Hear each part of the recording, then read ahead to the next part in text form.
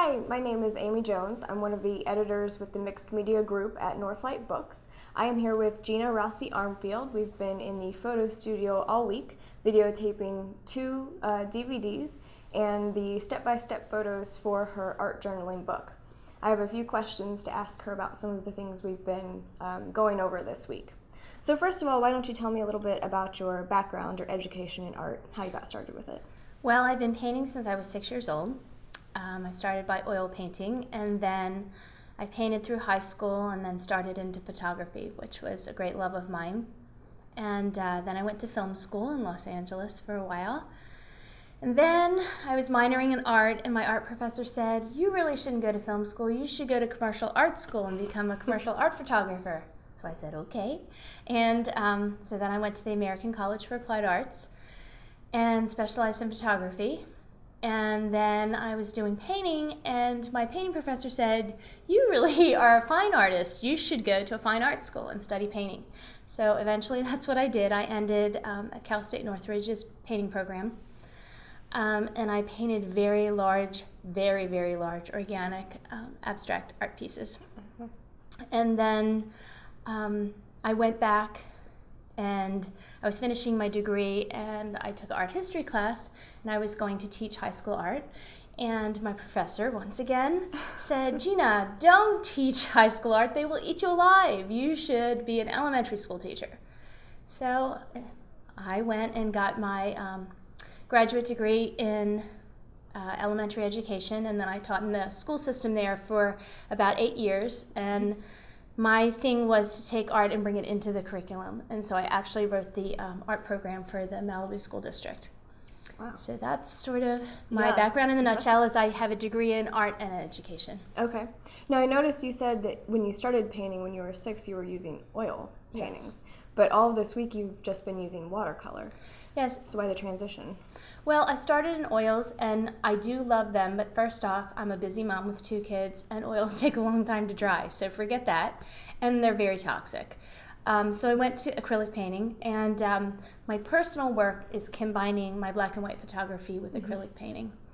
And then I started watercoloring when I was journaling, and I just fell in love with it.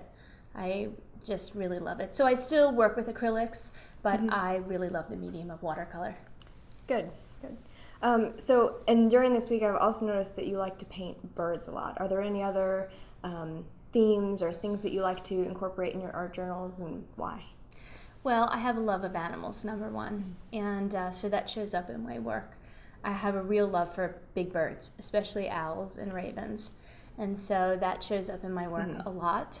And I've ridden since I was 7 years old, and horses have been a huge part of my life, so I paint and draw a lot of horses as well. Okay. And this week we've also been talking a lot about the no excuses method of art journaling. So can you explain a little bit about that and how you came up with it? Well, I was teaching painting actually at different art retreats around the country, and I would have my students say to me all the time, "Oh, I don't have time for art. I really don't have time. I only have time when I come here." And I thought, okay, what could I come up with? And this is the teacher part of me, where I could give some direction. And a friend of mine once said, "You need to know what the box is before you know how to get outside of the box." Nice. And so this is sort of a box, so to speak. And I broke it down on a monthly, weekly, and daily basis. So even if you have 5 minutes that day, you have time to draw the weather and the color that you are. And if that's all the time you have, after a month, you have a page filled of that, and you're being creative. And so I said, there's no more excuses. I broke it down to a really simple formula, and I gave you the box, and now you can do what you want with it. Excellent.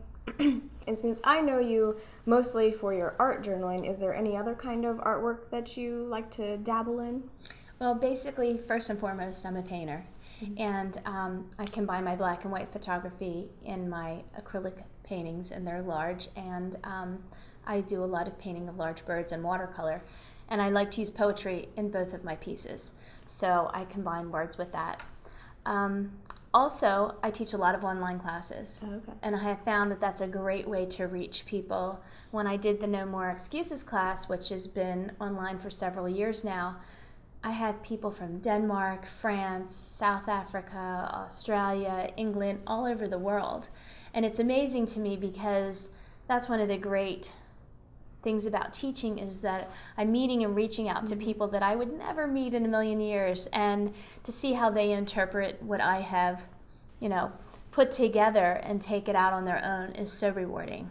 So I really enjoy that so much. Do they share their creations with you after they take the classes? Yes, I have. For almost all of my online classes, I have a private Facebook group and I have a blog, so they get to share their work and they get to commune with one another about what they've done.